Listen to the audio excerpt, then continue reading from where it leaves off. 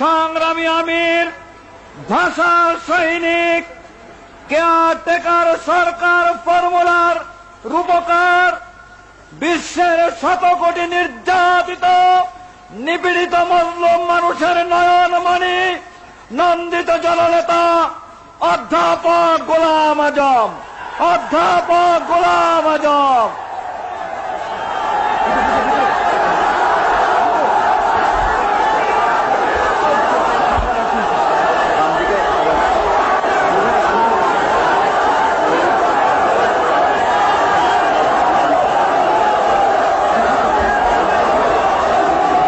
আলহামদুলিল্লাহ রাব্বিল আলামিন, আলহামদুলিল্লাহ রাব্বিল আলামিন, ওয়াসসালাতু ওয়াসসালামু আলা সাইয়্যিদিল মুরসালিন ওয়া আলা আলিহি ওয়া আসহাবিহি আজমাইন। এই শুকরিয়া দিবস উপলক্ষে আয়োজিত এই মহাসমাবেশের সভাপতি, ইসলামী আন্দোলনের নেতৃবৃন্দ, আর আমার প্রিয় সংগ্রামী দেশবাসী, আসসালামু আলাইকুম ওয়া রাহমাতুল্লাহ।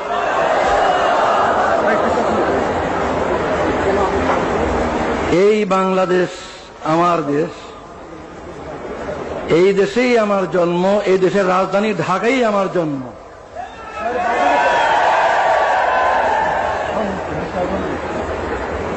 জন্মগত নাগরিকত্ব আল্লাহর দান, কে কোথায় জন্ম নেবে এটা ফয়সালা তিনি করেন। এই জন্মসূত্রে নাগরিকত্ব কেড়ে নেওয়ার কোনো অধিকার নেই। তবু কেড়ে নেওয়া হয়েছিল। আজ আমার কোনো দুঃখ নাই, আমার কোনো দুঃখ নাই। আল্লাহ তাআলা সম্মানের সঙ্গে আমার দেশের সর্বোচ্চ আদালতের মাধ্যমে আমার নাগরিকত্ব ফিরিয়ে দিয়েছেন, আলহামদুলিল্লাহ। নাগরিকত্ব হচ্ছে সকল অধিকারের ভিত্তি। যদি নাগরিকত্বই স্বীকৃতি না হয় তাহলে আর কোনো অধিকারই স্বীকৃত হয় না। যেহেতু সরকার আমার নাগরিকত্ব স্বীকার করেনি এতদিন পর্যন্ত, এই কারণে রাজনৈতিক অধিকারও আমার ছিল না। সরকারের নিকট রাজনৈতিক অধিকার স্বীকৃত ছিল না, আর বাকি অধিকার তো প্রশ্নই ওঠে না। আলহামদুলিল্লাহ, আজ আমি আপনাদের মতো একজন নাগরিক, এই দেশের 12 কোটি মানুষের মতোই আমি একজন জন্মসূত্রে নাগরিক।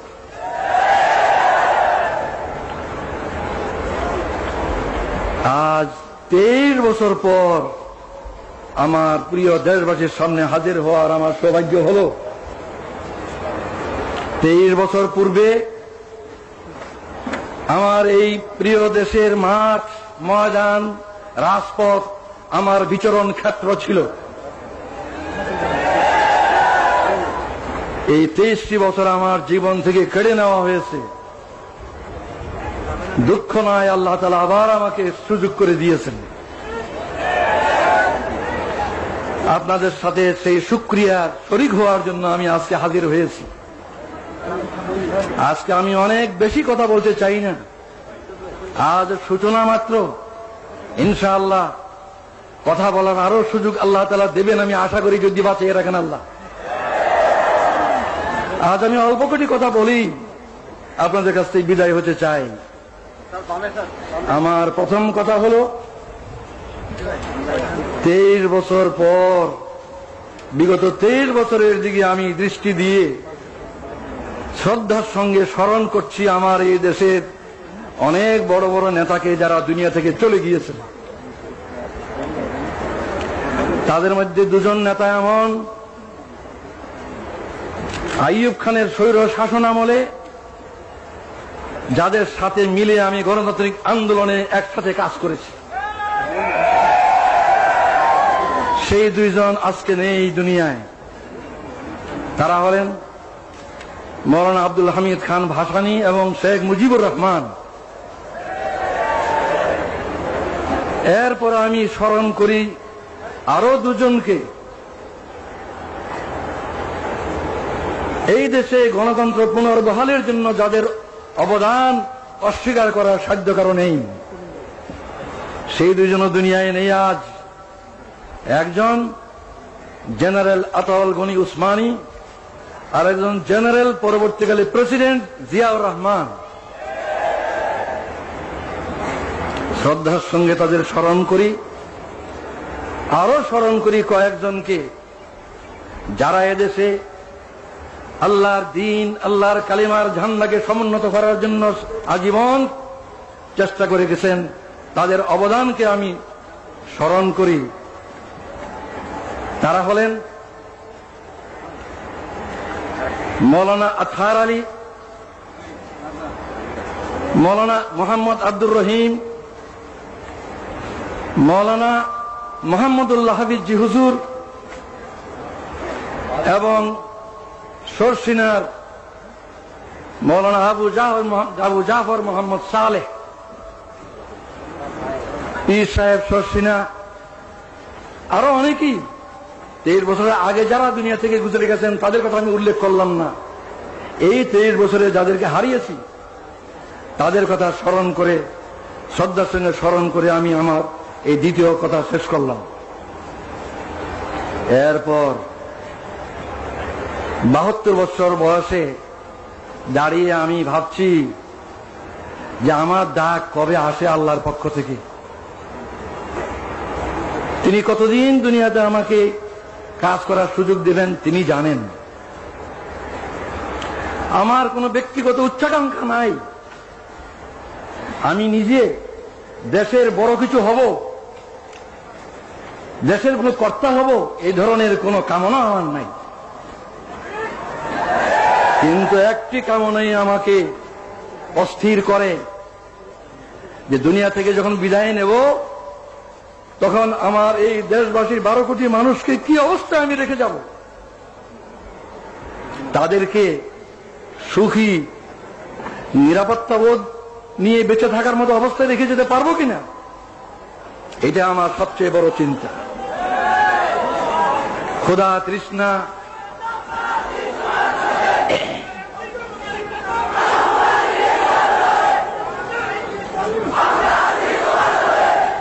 আমার এই সাধনা, এই চিন্তা কিভাবে এই দেশের স্বাধীনতা সার্বভৌমত্ব থেকে হেফাজত করা যাবে আর কিভাবে এই দেশের জনগণকে সুখী করা যাবে। ভাত, কাপড়, বাসস্থান, চিকিৎসা, শিক্ষা, স্বাস্থ্য এগুলোর কারণে মানুষ কষ্ট পাবে না এমন অবস্থায় যদি রেখে যেতে না পারি, যাবার সময় যদি তাদেরকে সুখ শান্তিময় অবস্থায় দেখে যেতে না পারি, তাহলে এই জীবনের সার্থকতা কি? এটি আমার একমাত্র ধান্দা। এই কথাটা চিন্তা করা সহজ, কাজটি সবচেয়ে কঠিন। কিভাবে আমাদের এই দেশের লোক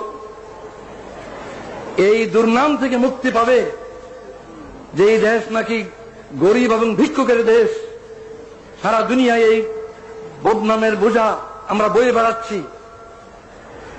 এই দেশের লোকের উন্নতি হোক, এই দেশের লোকের এই বদনাম ঘুচুক, এটি আমার সবচেয়ে বড় সাধনা, সবচেয়ে বড় কামনা। এই বিরাট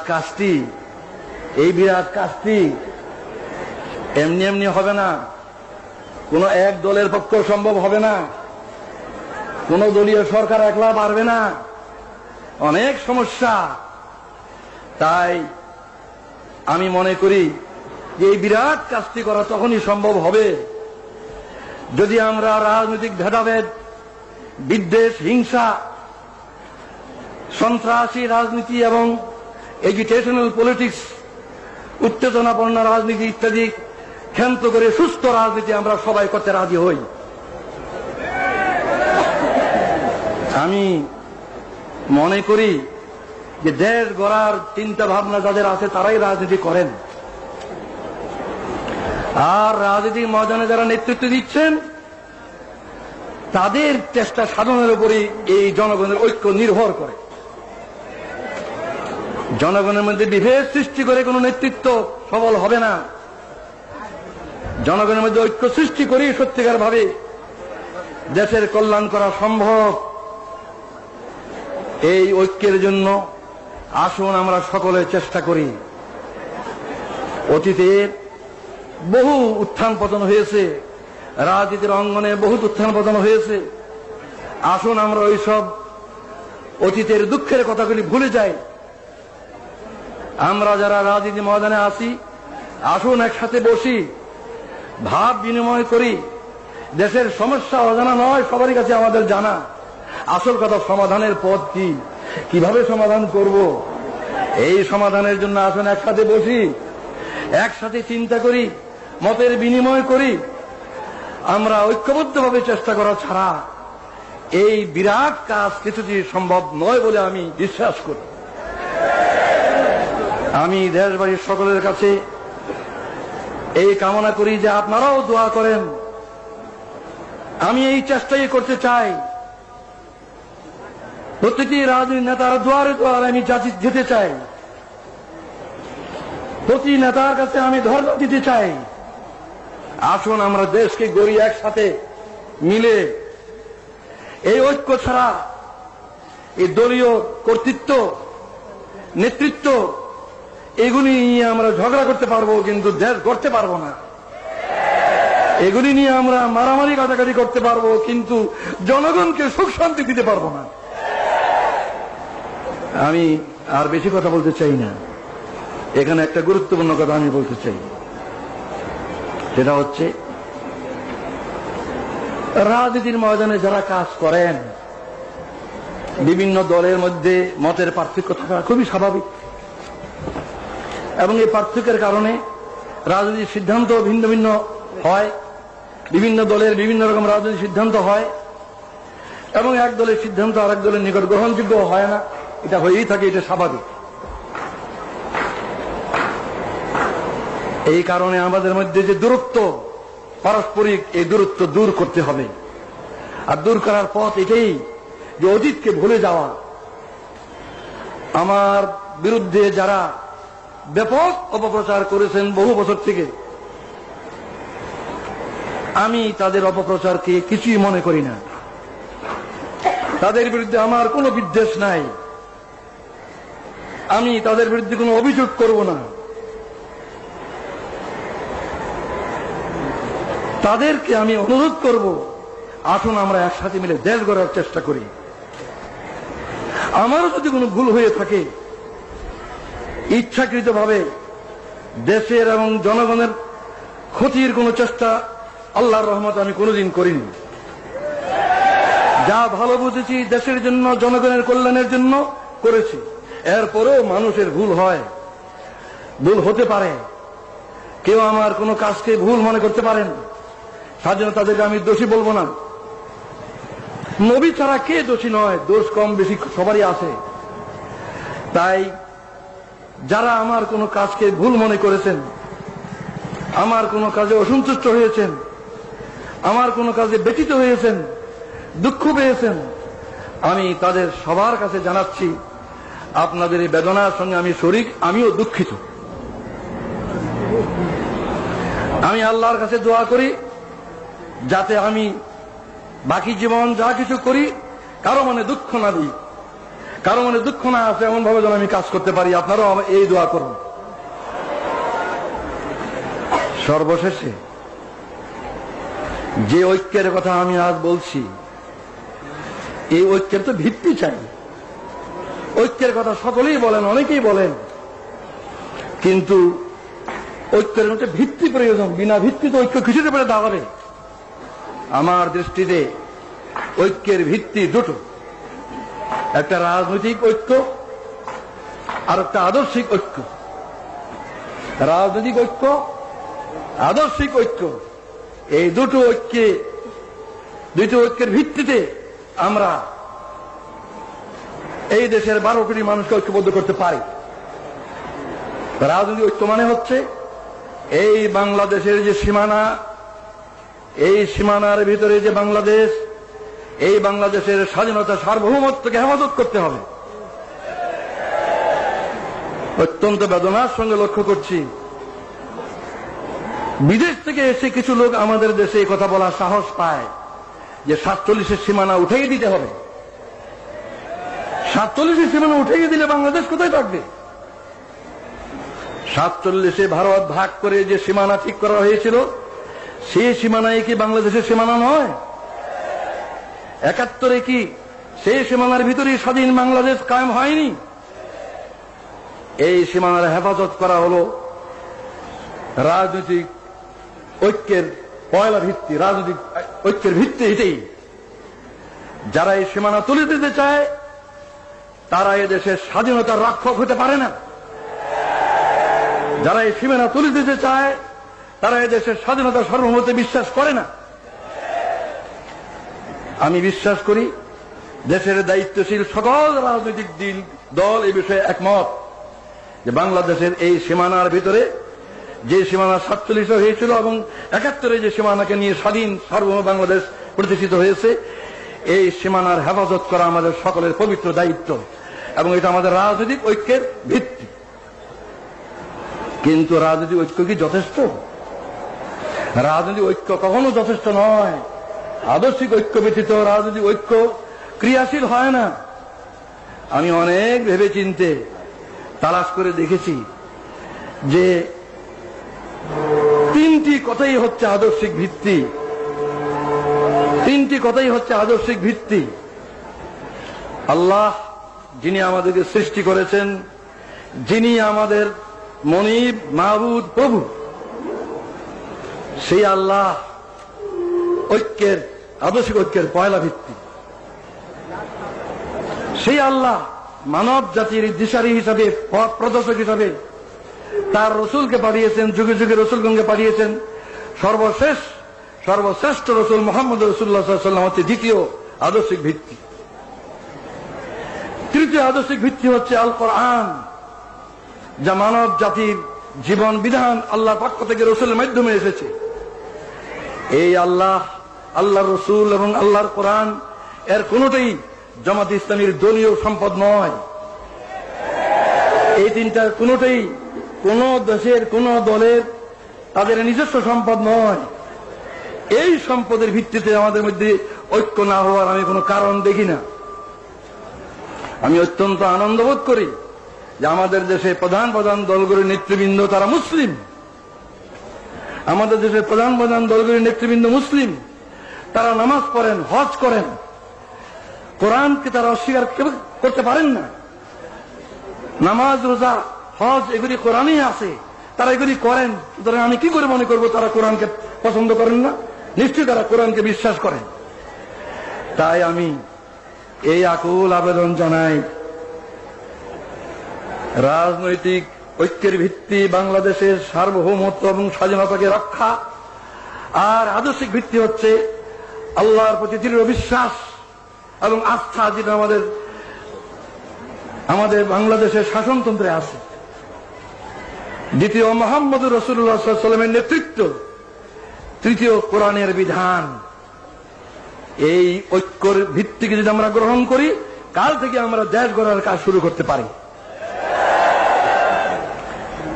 আমি বিদায়ের আগে জনাব আব্বাস আলী খান সাহেব, যিনি এতদিন ভারপ্রাপ্ত আমির হিসাবে এই ভার বহন করেছেন, তিনি আমার চেয়ে 7 বছরেরও বয়সে বেশি। আমি 72 আর উনি 79। এই বয়সে উনি যে বিরাট দায়িত্ব পালন করেছেন, আমার কাঁধের বোঝা তার কাঁধে নিয়ে যে দায়িত্ব পালন করেছেন, সেজন্য এই সক্ষমতার জন্য আমি আল্লাহর শুকরিয়া জানাই। আমি তাকে মুরব্বী মনে করি বয়সের দিক দিয়ে। আমি তাকে অনুরোধ জানাই যে তিনি আমার জন্য দোয়া করবেন, যেন আমার বাকি জীবন